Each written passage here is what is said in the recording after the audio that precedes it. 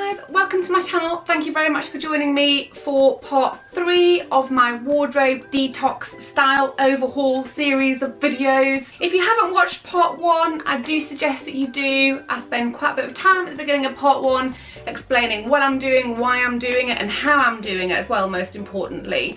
So if you haven't watched part 1, what I'm about to do might not make that much sense to you. So I'll link part 1 up here. So today, for those of you who know the process, I'm going to be tackling the shelves for hanging tops. So this doesn't include knits, because knits are going to be put back into the shelves. Knits is coming next, by the way. I've got all my knits down from the loft, so I'm going to be doing knits next. I'm literally doing a full day detox today. Very exhausting. So today we're going to be focusing on putting all of this stuff out, figuring out what tops we're going to keep, what tops we're not going to keep, and then hanging everything up. So we've got all of our tops, everything, t-shirts included, hanging up in here. This looks familiar to those of you who've already watched part 1. So let's get going with the shelves. With the wardrobe detox, guys, I think stay focused.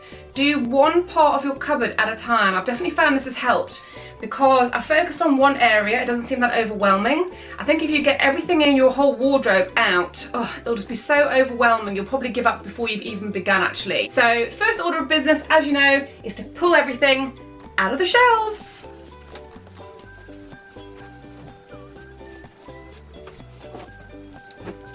So that's one side cleared, let's move on to the next. Just to mention, this shelf here, I'm actually not going to do that today because this has vests, gym wear, and then my bikinis at the back. And to be honest, I'm quite happy with how this shelf is working for me. So I'm just going to leave it as it is for now. But there is still a great deal to be done. So that is the pile. It is absolutely huge. I'm going to start off by separating the knits out of this pile and putting them in the other room because I'm not going to focus on knits now, like I said, and then we'll see what we're left with by way of tops. This shows you how big this pile is. I can't even get to the bottom of it. They're kind of knits, but they're kind of tops. That's knit. So I think actually this pile is the pile I need to start sorting through. Sticking to my theory, I'm going to pull tops that I love and ones that I'm on go in a separate pile. So let's begin. I love this top and it should not be just shoved in the wardrobe like that. That's a perfect example of why I'm doing this. Love, don't love, kind of still love. I need that. No, yes, definitely, no.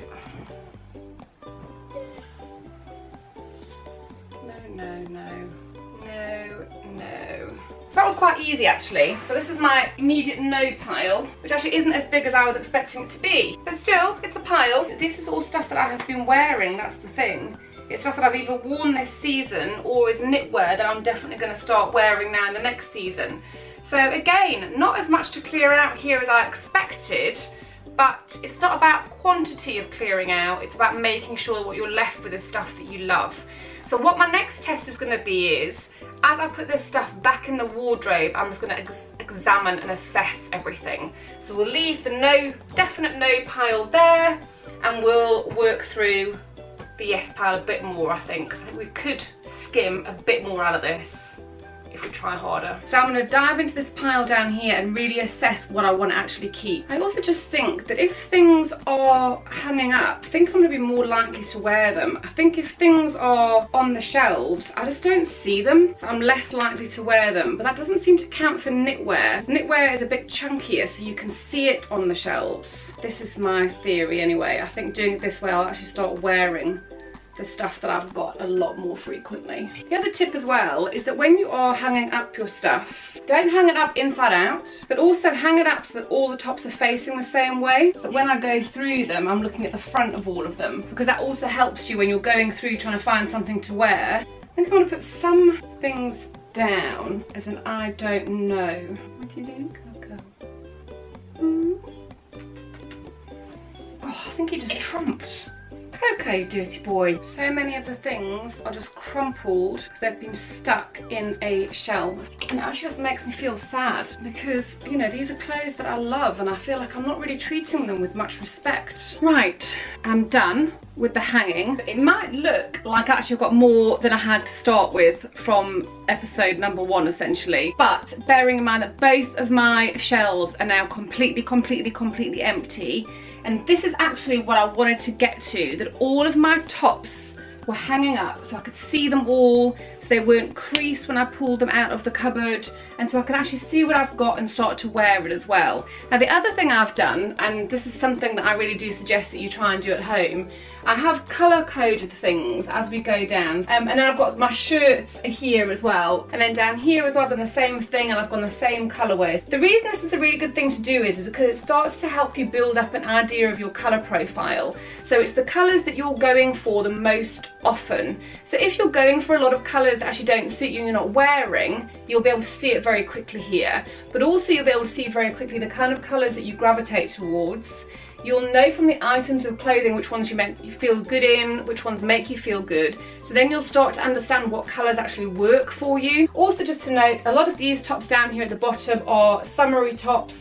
I don't want to have a massive, huge wardrobe switch over anymore. I would prefer to keep as much as I can in my wardrobe, but some of the more summery pieces I am going to fold up and I've got one drawer underneath my bed, and I don't want to have any more clothes in suitcases up in the loft. Anything that can't go under the bed will go in here, so that my seasonal changeover isn't as big as it is at the moment with this huge getting cases down from the loft thing.